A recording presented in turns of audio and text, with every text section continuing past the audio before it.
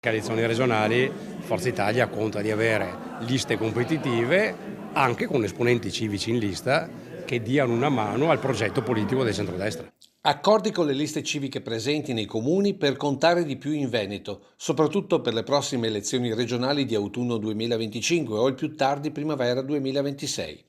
Questa è la strategia di Flavio Tosi, presente a Treviso nel giorno dell'adesione del sindaco di San Zenone e di 6 consiglieri di diversi comuni della Marca al progetto di Forza Italia. Una strategia già testata con successo alle elezioni provinciali che ha portato 3 azzurri al Sant'Artemio. Forza Italia si è alleata con i sindaci civici e insieme si è ottenuto il 20%, più del 20% del risultato sulla provincia.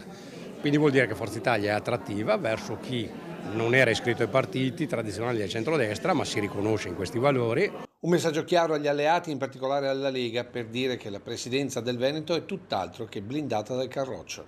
In realtà in quella tornata voteranno la Puglia, voterà la Toscana, voterà la Campania, voterà il Veneto, altri 3 o 4 regioni minori, voterà il comune di Verona subito dopo e la città di Venezia assieme e un'altra ventina di capoluoghi, e quindi i 3 leader del centrodestra si troveranno e troveranno una quadra. Sul piatto, oltre al suo nome, Tosi elenca gli attuali possibili candidati del centrodestra, sottolineando che mai come adesso i consensi faranno la forza. Se in quel tavolo Antonio Tajani riuscisse a portare la candidatura per Forza Italia, allora Flavio Tosi sarà il candidato governatore.